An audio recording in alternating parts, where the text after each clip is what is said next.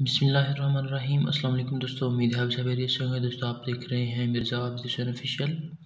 दोस्तों मेरी आज की वीडियो है civil engineering interview questions part 3। बहुत ही इन्फॉर्मेटिव क्वेश्चंस हैं, वीडियो एंड तक देखिएगा। शुरू करने से पहले गुजारिश करूंगा कि मेरे चैनल को सब्सक्राइब करें, शेयर करें और बेल आइकन को दबाएं ताकि मेरी नई आने वाली वीडियो आप तक पहुँच सके। चलिए दोस्तों शुरू करते हैं। दोस्तों क्वेश्चन नंबर 1 है, what are the factors that affect the building orientation. दोस्तों इसका आंसर है surrounding of areas, proximity of roads and street, sun's path and its relative motion, direction and intensity of wind and intensity of rain. दोस्तों question number 2 है, what are the formulas for width and depth of foundation.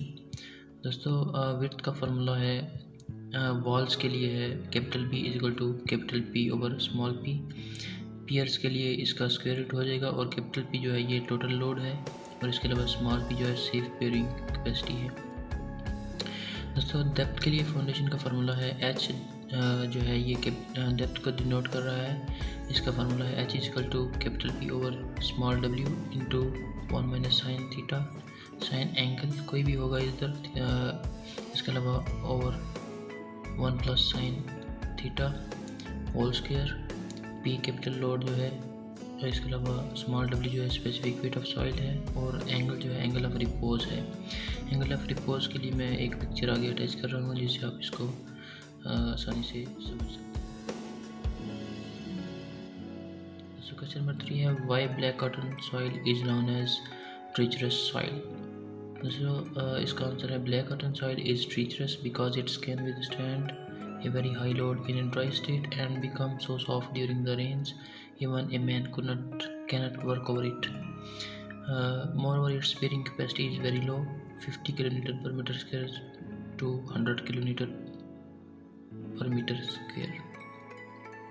दोस्तों इसकी भी picture मैं आगे attach कर रहा हूँ कि जो ब्लैक कॉटन सॉइल हैं वो कैसी होती हैं।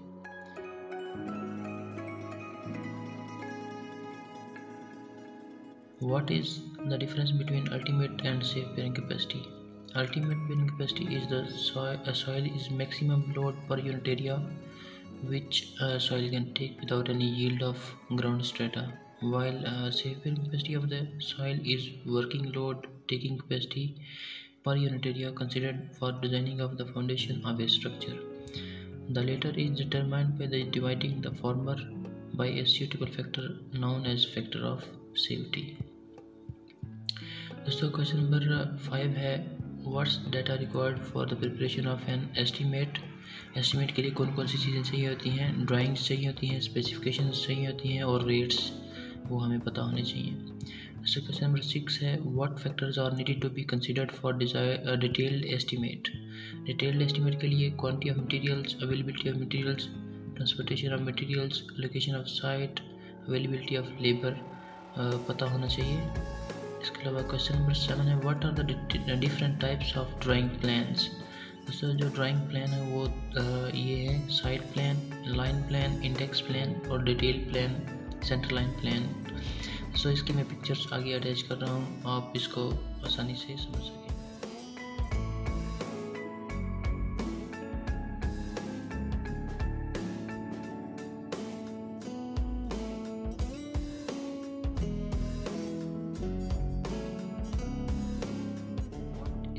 Queen closer and king closer in brick work.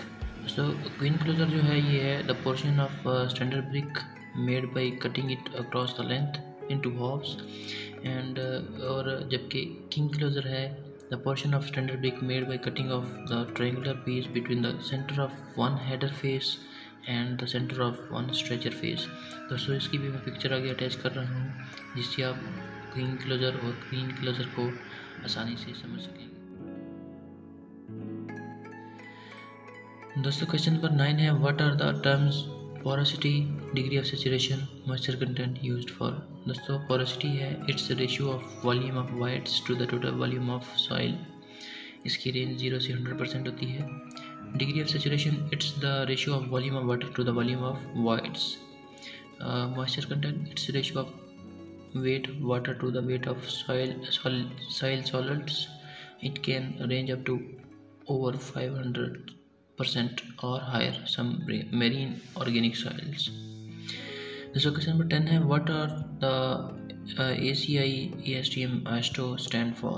So ACI stands for American Concrete Institution, ASTM stands for American Society for Testing and Materials, ASTO stands for American Association of State Highway and Transportation Officials.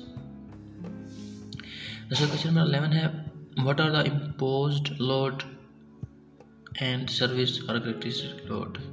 So imposed load है all the external loads leaving the self weight acting on a member to be designed.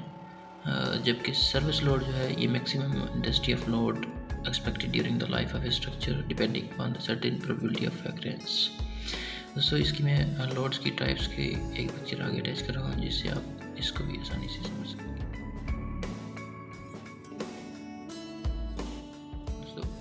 What are the unit weights of PCC or RCC, gloss, brick and steel.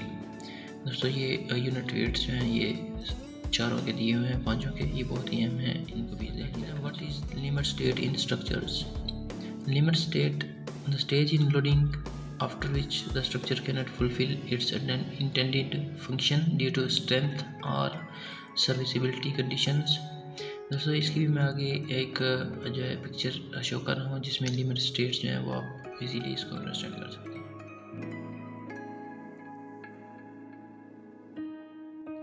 दोस्तों question number 14 what are the structure design methods. दोस्तों किसी structure को design करने के method कौन कौन से हैं, वो हैं allowable stress design, strength design और LRFD प्लास्टिक डिज़ाइन. उम्मीद है दोस्तों मेरी ये वीडियो आपको पसंद आई होगी. अब तक के लिए इतना ही.